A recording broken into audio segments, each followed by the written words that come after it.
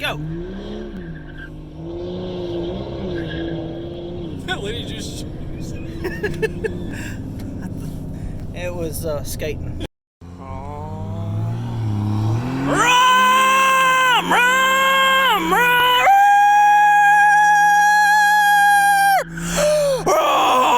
There he goes. Hey guys, we just did the air dog drawing for our last week's video. We thank you guys for participating in this sweepstakes for the air dog, and we had a total of 497 entries, and we entered them all into a random drawing, and the winner is Dylan Simmons. That's D-Y-L-E-N, and I found you on Facebook. I'll be hitting you up on Facebook here shortly. If you don't get a message from me, try to call the office, and we were going to connect you, figure out what year your truck is that you want an air dog for, and we're going to have Air Dog drop ship you a brand new air dog. That is an air dog giveaway, and it's their way of just reaching out and helping out in Christmas season, because it is the season of giving. So this week we are going to do a giveaway for a D&J valve cover. This is for a 2003 to current Cummins engine. So we're also going to include a $100 bill cash. That should help you out for taking your family out for dinner or buying something nice for yourself for Christmas. If you want to enter this drawing, comment your full name in the YouTube comment section below after you've liked and subscribed to the Firepunk Diesel channel, and also head over to the D&J Facebook page and give the Facebook page a like. They do a lot of custom work for the Cummins diesel engine. They also do some Duramax and Ford work. Do a lot of high-end work for your average diesel enthusiast. So check them out. This is a very nice piece. If this is something that you can't fit, if you're a Chevy or a Ford guy, you don't have a valve cover, a place to put this valve cover on, you can keep the $100 cash and gift this to a buddy of yours that has a Cummins. So we'll be doing this drawing end of this week. We're going to PRI Thursday, Friday, Saturday. We'll probably do this drawing Monday morning and post this in our next Monday's video. So leave your full name in the YouTube comments below after you've liked and subscribed to the Firepunk Diesel YouTube channel, and you've gone over to the D&J Precision Facebook page and given them a like and check out all their cool products. So we hope that this is something that you guys can get excited for, and we'll see you guys on Monday.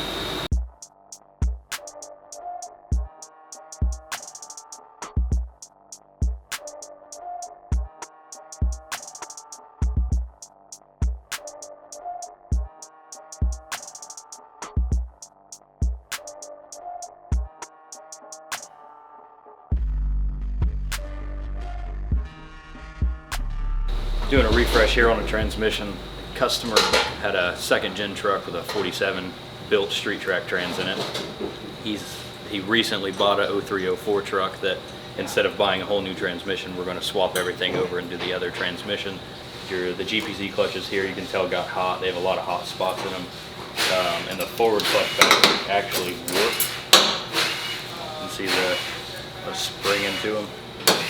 We'll throw a new set of clutches in this and swap it over to the 04 case and get them back on the road. Hey, wanted to show you guys what we've got going on here. We've got a pre-bent roll bar kit for a 2007 Duramax. So this is the drawing here in Bentech. This is actually from a truck that we just got done completing. We did a removable roll bar in it, but now that we have it drawn up, we're able to offer a pre-bent kit that we can send to you if you want to do your own roll bar. I'm going to show you kind of some of the benefits of this versus what some of the competition is doing. So let's take S&W for instance. If you go to look at their roll bar, you're going to get a basic 4-bend roll bar, which is it's going to fit decent. But what we have here is we have a 10-bend main hoop, and it fits the profile of the Duramax pillar really well, about as tight as you can get it. And then also there's pretty much all of the other bars have bends in it as well. So if you look at their kit, you get the 4 bends in the main hoop, and all the other pipes that they send you are just straight pieces of pipe that you need to notch and make fit. So the front bars here, for instance, those have a bend up in the top, pretty much so that we can keep the bar high enough so that it passes between the driver's shoulder and elbow. And then we also have the bends, pretty much the design that we have on the front door bars makes so that you don't need an outrigger on those. Those are bent to go all the way back into the frame. And then same with the rear bars, they have a nice bend to where the pipe that comes down through the floor comes down straight so that you don't have to do an angled miter going to your outrigger. So the other thing that we're going to send with this, if you look here, you can see the shoulder bar has a nice bend in it to make more clearance for your seats, give you some extra room so that you're not crowding your seat as much. But that bar will come pre-bent and pre-notched, so that's kind of a difficult notch to do, being it's right up against the bend, so we'll do that. So this kit, we're going to be offering it in 083 wall, 1 3/4 dough call. And the beauty of dough call is it is a really nice shiny pipe that does not need cleaning like chromoly, and it is also very versatile from the standpoint of you can TIG weld it or MIG weld it. So for someone that's not familiar with TIG welding and has the ability to MIG weld, you're able to weld this pipe together with your MIG welder and still be up to the requirements of NHRA. So let us know if you got any other questions, but love to help you guys out on some of these. Also, one more thing I forgot to mention, as far as swing out door bars, we can do that. That's going to be an additional option. I believe they're like $150 per side for the hardware to do that. So that would be up to you to just cut the bars that we send and put the swing out connections in where you would like to have them.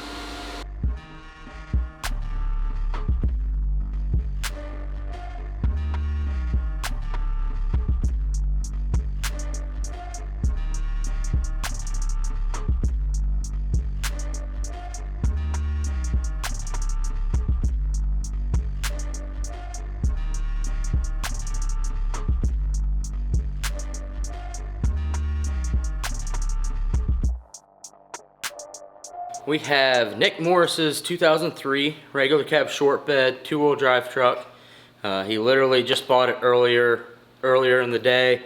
Called me, made sure by chance I didn't have an opening for the dyno. Well, sure enough, I did. So he came up here to dyno it. It's got F1 235% injectors, dual CP3s, and a 362 480 compound setup. The truck supposedly made 970, 980 horsepower before. He's not sure what dyno. Doesn't have a dyno graph to back it up, but Nick just wants to see what kind of power we can make out of it. So we found a couple of boost leaks. So far we found 3 1/8" MPT plugs missing. Obviously that's big horsepower loss, so we're fixing some boost leaks and then we'll make a few pulls and go from there.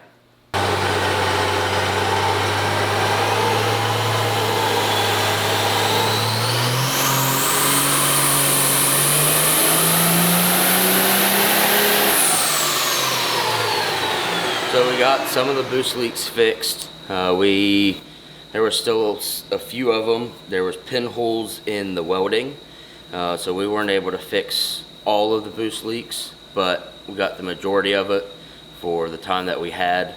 We were able to squeeze 903 horsepower out of it on a max effort tune. I know he's got a 362 on the manifold, which is pretty small. I'm guessing it's choking the setup up a little bit. If he goes with a S400 on the manifold, he should be able to get some more power out of it. But 900 horsepower in a 5,000 pound vehicle is a lot of fun. So I will get him off the dyno and send him on the way.